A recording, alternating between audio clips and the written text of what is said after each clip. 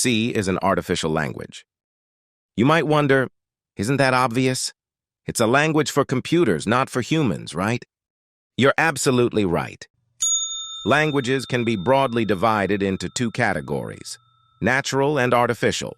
Natural languages, like Turkish, English, and French, are organically developed systems of communication used by humans.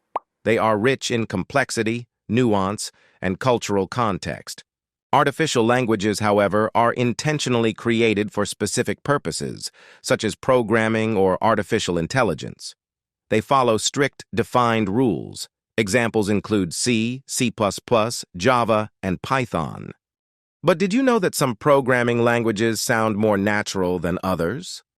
Take, for instance, COBOL, a programming language from the 60s. It's not very popular today, but its syntax is closer to English, right?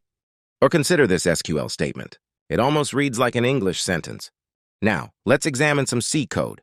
Compared to COBOL or SQL, this looks and sounds more artificial, even though it has English elements like while. In the end, while most programming languages are artificial, they vary in how close they are to human language.